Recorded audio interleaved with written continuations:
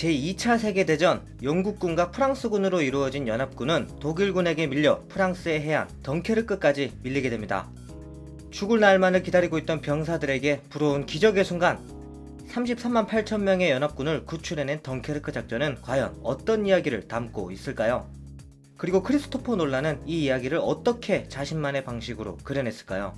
영화 덩케르크 리뷰입니다.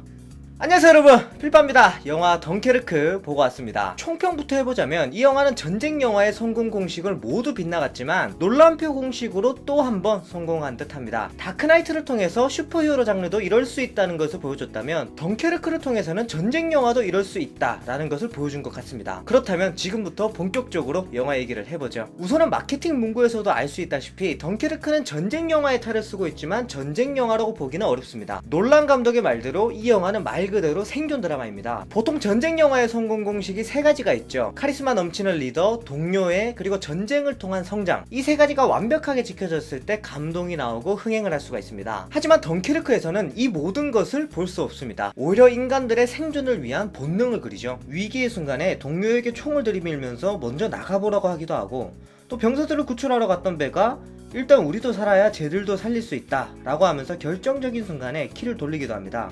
이런 식으로 생존의 갈림길에서 펼쳐지는 연속적인 선택을 보여주는데, 중요한 것이 있다면 카메라는 관찰자의 입장입니다. 이 인물들이 어떤 선택을 내릴지 카메라를 통해서 보여주기만 하죠. 그렇기 때문에 누군가가 비열한 선택을 했다고 하더라도 생존을 위한 일촉즉발의 선택이기 때문에 무조건적으로 비난할 수가 없어요. 오히려 내가 전쟁터에 들어가 있다는 느낌이 들 정도로 현실감이 넘치기 때문에 내가 저 상황이었어도 나도 저렇게 행동을 했을 것 같다, 그런 생각까지도 들죠. 결국 놀란 감독은 덩케르크를 통해서 무언가 정의감 넘치는 군인의 모습을 보여주고 싶었던 것이 아니라 보통의 인간을 전쟁터에 넣어놓고 그 인간이 어떻게 행동하는지를 보고 싶었던 것 같아요. 장르가 전쟁이긴 하지만 정말 피 한 방울 튀기지 않습니다. 덩케르크 해안이라는 제한된 공간에서의 인간들의 모습을 담아낸 영화다. 결국 이 과정들이 예전 전쟁 영화에서는 전혀 볼 수 없었던 점들이기 때문에 오히려 저 같은 경우는 더 신선하게 다가오지 않았나, 그런 생각이 들었습니다. 물론 중요한 것이 있다면 피 튀기고 탱크 나오고 거대한 규모의 전쟁 씬, 이런 것들을 원하시는 분들에게는 아주 안 맞을 가능성이 있습니다. 자, 그리고 두 번째로는 육해공의 완벽한 분배입니다. 제가 가이드 영상에서도 말씀드렸지만 덩케르크는 육지에서의 일주일, 해안가에서의 하루, 그리고 공중에서의 1시간을 그리죠. 그리고 이 사건들은 모두 다른 시간대에 일어난 일이지만 마치 동시간대에 일어난 일처럼 편집을 했습니다.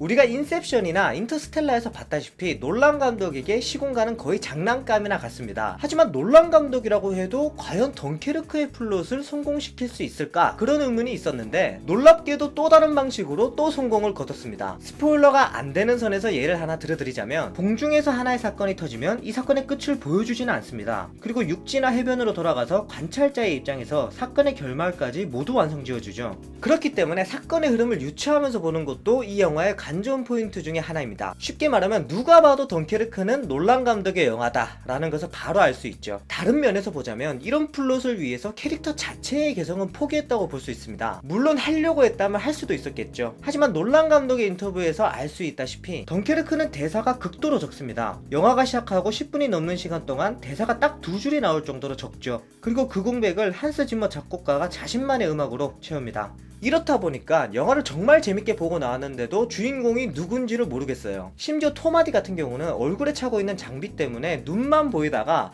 영화 엔딩까지 가서야 얼굴 전체가 나오죠. 결론적으로 덩케르크는 인물 자체를 주인공으로 내세우기보다는 사건 자체를 주인공으로 내세우고 싶었던 것이 아닌가 라는 생각이 듭니다. 자, 그 다음으로 얘기할 것은 오감을 자극하는 효과입니다. 아무래도 많은 분들께서 기대를 하고 계시는 점이겠죠. 영화의 대부분이 아이맥스로 촬영됐고 또 한스 짐머가 음악을 맡았으니까 기대를 안 할래야 안 할 수가 없습니다. 솔직히 말씀드리면 덩케르크에서는 스펙타클한 장면을 찾아볼 수 없습니다. 보통의 영화에서 한 번쯤은 다 볼 수 있는 장면입니다. 그럼에도 불구하고 이 덩케르크라는 영화는 인간의 오감을 효과적으로 자극하죠. 정답은 바로 심플함에서 나오는 담백함에 있었습니다. CG를 멀리하는 감독답게 엑스트라도 1000명이 넘게 동원됐고 영화에서 사용될 전투기도 직접 구매했죠. 이분이 얼마나 리얼리티에 환장을 했냐면 전투기에 아이맥스 카메라를 달아서 촬영한 장면도 있습니다.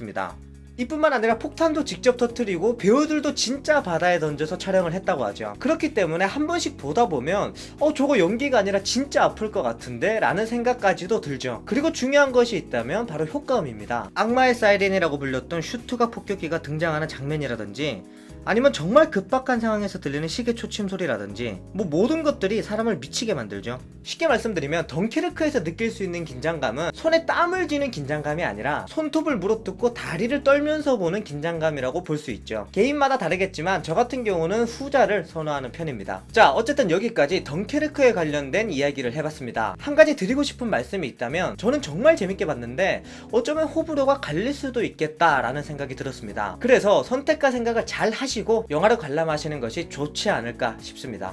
중요한 것이 있다면 무조건 IMAX로 보시는 것을 권장드립니다. 자, 어쨌든 저는 다음에도 알차고 재미난 리뷰로 돌아오도록 하겠습니다. 지금까지 필바였습니다. 안녕!